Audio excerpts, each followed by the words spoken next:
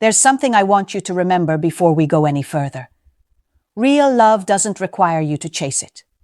The moment you start chasing, you've already lost a piece of yourself in the pursuit. And I know that sounds harsh, but I want you to sit with it for a moment, because every woman, at some point, has felt that ache. That anxiety of wondering if he'll text back, if he's losing interest, if she should do something to make him notice her again. We've all been there, replaying conversations in our heads, scrolling through messages, trying to decode tone or timing. It's exhausting. And somewhere in that spiral, we forget who we are. But here's the truth. No one tells you when you're caught up in that emotional fog. When you chase a man, you abandon your feminine energy. You shift from being magnetic to being desperate. And that shift doesn't just change how he sees you, it changes how you see yourself. So today, I want to talk about why you should never chase a guy. Not because of some game or rulebook, but because chasing drains your power. And your power as a woman lies in your stillness, your self-respect, and your ability to let love come to you, not run from you. Before we dive into the deeper lessons, I want you to take a breath and imagine something. Imagine the version of you who doesn't question her worth based on someone's attention. Imagine her sitting in her calm, grounded energy. She's confident, radiant, and magnetic without trying. That version of you is who we're bringing forward in this conversation. And if you're new here, or if you've been on this journey with me for a while, make sure you subscribe, because every video we share together is about helping you reconnect with your feminine essence, your emotional depth, and your quiet power. Now let's begin. 1. Your energy is the real chase. Here's something most women don't realize. When a woman chases a man, she's not actually chasing him. She's chasing validation. She's chasing a feeling of being wanted, chosen, seen. And that craving is powerful because it taps into something ancient inside us, the need to be loved. But when that craving turns into pursuit, it flips your polarity. In feminine-masculine dynamics, attraction isn't about who does more. It's about energy. The feminine draws in. The masculine moves toward.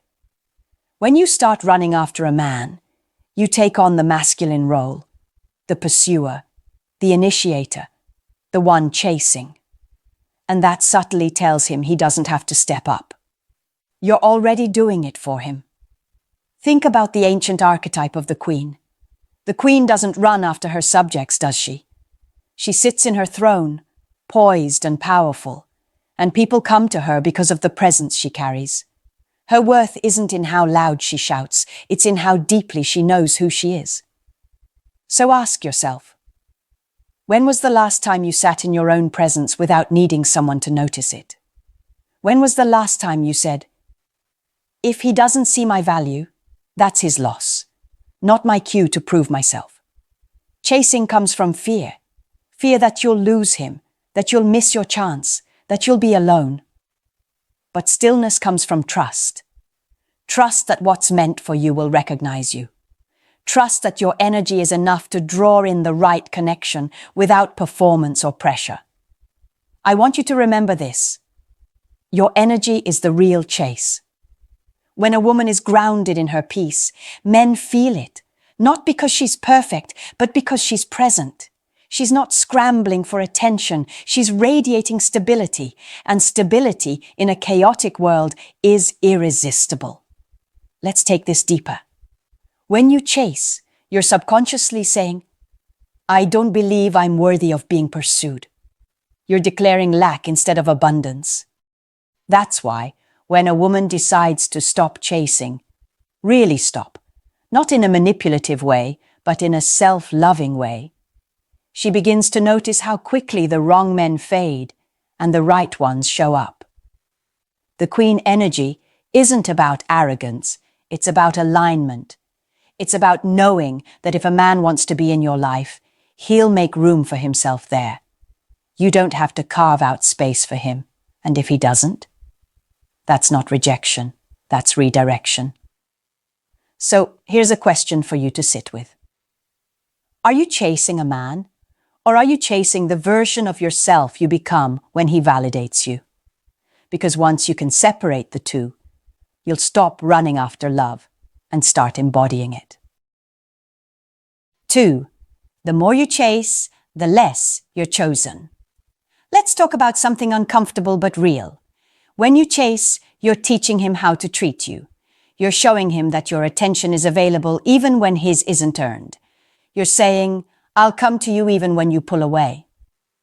And over time, that dynamic quietly erodes respect. Respect is the foundation of attraction. Without it, love can't grow. It might start with excitement, but it ends in imbalance. There's a psychological pattern called intermittent reinforcement. It's what makes people addicted to unpredictability. When you chase a man who gives you mixed signals, you start confusing emotional inconsistency with chemistry. Every time he pulls away and comes back, you get a dopamine hit. It feels like connection, but it's really control. You're not connecting to him. You're reacting to him. That's why chasing feels so draining. Because deep down, your body knows it's operating from anxiety, not authenticity. Let's look at this through another lens. Literature. In Pride and Prejudice, Elizabeth Bennet doesn't chase Mr. Darcy. She stands in her values. She holds her dignity, even when he misunderstands her. And it's that strength, that graceful refusal to abandon herself, that makes him fall in love with her in the end. Modern women often underestimate how powerful detachment is. Detachment doesn't mean indifference. It means you care, but you're not controlled. It's the art of loving with an open hand instead of a closed fist. When you stop chasing, you give a man the gift of pursuing you. And pursuit is where healthy masculine energy thrives. Every time you feel the urge to chase, to double text, to ask where things are going, to fix what isn't broken, I want you to pause and remember. Chasing is an invitation for imbalance. It says, my peace depends on your attention. But when you stop chasing, you create mystery. You create room for him to wonder about you, to reach out, to invest. Here's the paradox. The more you chase, the less you're chosen. But the moment you choose yourself, the right man will recognize you without you having to prove your worth. So ask yourself, am I giving him the space to step forward, or am I robbing him of the chance to? And deeper still, are you afraid that if you stop chasing, you'll be forgotten? Because if that fear runs your choices, it's not love guiding you. It's insecurity pretending to be devotion. The truth is, you don't want to be remembered for how hard you tried to make someone love you. You want to be remembered for how effortlessly you loved yourself, even when someone couldn't meet you there. That's the essence of feminine power. Loving deeply, but never losing yourself in the process. When a woman stops chasing, she starts creating. She creates space, mystery, value, and peace. And those are the very things that make her unforgettable. 3. When you chase, you lose emotional polarity. There's something deeply psychological about attraction that most people overlook. It's rooted in polarity, the dynamic pull between masculine and feminine energy. The masculine is direction, pursuit, and focus. The feminine is presence, emotion, and flow. When both are in their natural states, the connection feels alive. But when a woman starts chasing, she unconsciously shifts into the masculine role, and that energetic dance collapses. You might think that by chasing, you're showing interest, that you're proving your loyalty, your care, your willingness to make things work. But energetically, what's really happening is that you're crowding the space where desire breathes. Desire needs room. It needs anticipation, mystery, and a little bit of uncertainty to stay alive. Look at any romantic story that stands the test of time. There's always tension, not in a manipulative sense, but in the natural push and pull of two energies learning each other's rhythm. When the feminine chases, she removes that polarity, and what's left isn't love, it's obligation. In psychology, we see this as the pursuer-distancer dynamic. One person chases, the other withdraws. And the more the chaser runs, the faster the distancer retreats. It's not because he's cruel or careless. It's because instinctively people pull away from what overwhelms them. The energy of pursuit communicates pressure, and pressure kills attraction. Now think about the archetype of the muse. The muse doesn't run after the artist. She inspires him. She moves with grace, confidence, and lightness. Her presence awakens something in him, but she never needs to convince him of her value. She embodies it. So ask yourself, are you trying to be seen, or are you standing in your light long enough for the right person to recognize it? The muse teaches us something powerful. Your presence is more potent than your pursuit. When you reclaim your feminine stillness, you restore emotional polarity. You stop begging for love and start magnetizing it. And when that shift happens, it's not just about romance, it's about how you walk through life. You start moving differently. Your conversations feel lighter. Your decisions become clearer. You no longer overextend yourself for people who give you the bare minimum. You start living from the belief that you are already enough. 4. Chasing makes you forget who you are. Let's go deeper. When you chase a man, what you're really doing is shrinking your identity around him. You start editing your words, your emotions, your needs, all to keep the connection alive. You tell yourself you're being understanding or low maintenance, but what you're actually doing is disconnecting from your own authenticity. It's like dimming your light because you're afraid it's too bright for him to handle. But light isn't supposed to shrink. It's supposed to shine. In Jungian psychology, there's a concept called the shadow. The parts of ourselves we suppress to be accepted. When you chase, you often abandon the most radiant parts of your feminine energy, your self-trust, your emotional honesty, your mystery. You trade them for approval, and that trade never ends well. Think of women like Cleopatra, Maya Angelou, or Audrey Hepburn, women who moved through the world with elegance and self-possession. They didn't beg to be loved, they were love. Their energy was whole, and that wholeness made them irresistible. When you forget who you are, you hand your power to someone else and ask them to define your worth. But the truth is, no man can give you what you've already abandoned within yourself. You'll know you've been chasing when you start feeling anxious, ungrounded, and emotionally exhausted. You'll catch yourself thinking, if I just try harder, maybe he'll see how much I care. But that's not love. That's fear wearing a disguise. And fear has a way of distorting your perception. You start romanticizing potential instead of reality. You overlook red flags because you're emotionally invested in the idea of him. You stay because you believe leaving means failure, when really, leaving would mean freedom. I want you to pause and ask yourself, what parts of me have I silenced just to feel chosen? Because the moment you start listening to those parts again, your intuition, your truth, your quiet knowing, that's when you'll remember who you are. And when you remember who you are, chasing stops feeling necessary. You become magnetic again. You return to your essence. That's the paradox of feminine energy. The less you try to control, the more naturally things align. 5. Your silence speaks louder than your effort. Here's something few women truly understand until they've lived it. Your silence can be more powerful than your words, your absence more impactful than your presence. When you stop chasing, you create emotional space, and in that space, a man has the opportunity to reflect. he starts to feel the absence of your energy. And men notice energy shifts more than they notice messages.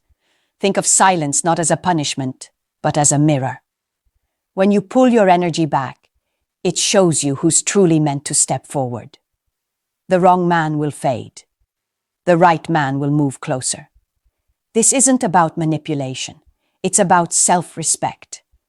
It's about trusting that your energy is valuable enough not to be thrown at people who don't appreciate it. In Greek mythology, there's the story of Persephone, the goddess who was taken to the underworld. Many read her story as one of powerlessness, but I see it differently. Persephone became queen because of what she endured. Her descent gave her wisdom, boundaries, and depth. When she rose again, she wasn't naive. She was sovereign. In the same way, silence isn't weakness, it's transformation. Every time you stop chasing and choose stillness, you're reclaiming your throne. You're saying, I trust myself enough to wait for what matches my energy. There's a deep psychological principle here too. When you pull away from chasing, you interrupt the feedback loop that keeps your anxiety alive. You teach your nervous system a new story, that you're safe, even without external validation. And over time, that rewires your self-esteem from the inside out. I want you to remember this. Men respect what they have to earn. The feminine doesn't need to demand effort. She simply inspires it by being discerning. Your silence can communicate that discernment louder than any words ever could. So before you text, call, or explain yourself again, ask, if I stay quiet right now, what truth might reveal itself? Because sometimes the truth isn't found in what you say. It's revealed in what you choose not to say. 6. The right love doesn't need convincing. Let's strip away all the noise for a second and talk about what real love feels like. Not the kind that keeps you up at night wondering if you're good enough, not the kind that makes you question your intuition, but the kind that feels steady, peaceful, yet passionate. That kind of love never needs to be forced. It never needs endless explanations or negotiations just to keep it alive. It flows because it's mutual. When you chase a man, you're trying to convince him, to show him your value, to make him see what's obvious to you. But convincing is a symptom of misalignment. When two people are meant to meet each other at the same emotional frequency, there's no need for persuasion. There's only recognition. And here's the truth that hurts at first, but frees you later. If you have to chase him, he's already told you where he stands. He's just too polite, too unsure, or too emotionally unavailable to say it outright. But his distance is communication. As women, we often romanticize persistence. We think that if we just prove we care enough, he'll come around. But love built on convincing is love built on imbalance. You'll always feel like you're climbing a hill while he stands still. In feminine energy, your job isn't to convince, it's to reveal. Reveal who you are, what you value, what you desire, and then allow the right man to rise to meet it. There's a scene in the myth of Aphrodite, the goddess of love, where she doesn't chase Adonis. She loves him, yes, but she doesn't beg for his attention. Her beauty and her essence were never about what she could do to earn love. They were about what she embodied. That's the feminine secret, embodiment. When you embody self-worth, you stop explaining it. When you embody confidence, you stop seeking reassurance. When you embody love, you stop asking for proof. So, I want you to reflect on this. Are you trying to convince someone to love you? Or are you ready to embody the love that no longer needs convincing? Because once you shift from persuasion to embodiment, everything changes. You start attracting people who meet you where you are, not where you have to lower yourself to be seen. You become the calm in the storm, and men who are ready for love will feel that calm like gravity. You don't chase gravity, right? You surrender to it. That's what real love feels like. An effortless pull, not a race to prove. 7. Chasing blocks. What's truly meant for you. This is the part most women don't realize until much later. When you chase what isn't meant for you, you block what is. Because the energy you spend trying to hold onto the wrong man is energy that could be spent preparing you for the right one. Sometimes the universe withholds what you want to give you what you need. But if you're too busy running after a man who isn't aligned with your future, you'll miss the one who is. Every time you chase, you send a signal, not just to him, but to life itself, that you don't trust timing, that you believe love is something to be earned rather than something to be received. And that disbelief becomes a barrier. There's a beautiful quote by the writer Anais Nin. Life shrinks or expands in proportion to one's courage. The same applies to love. When you have the courage to let go of what doesn't honor you, your world expands. But when you cling out of fear, it shrinks until all you can see is the one person who won't give you what you deserve. Think of this like a garden. If you keep watering a dead plant, not only will it never bloom, you'll also be too tired to tend to the ones that could. Your energy is your water. Where you pour it determines what grows in your life. In mythology, there's the story of the phoenix, the bird that burns before it rises anew. That's the energy of letting go. When you stop chasing, you allow old patterns to burn. You let the part of you that believed love had to be fought for dissolve, so something more authentic can be reborn in its place. Here's something I want you to write down, even if it's just in your mind. If I have to chase it, it's not aligned with me. Because alignment doesn't require pursuit. It requires patience. It requires faith in your own vibration, your own timing, your own becoming. So if you're in a season where someone's pulling away, don't chase. Observe. Breathe. Trust that silence and distance are just as sacred as connection. They reveal truths that chasing never will.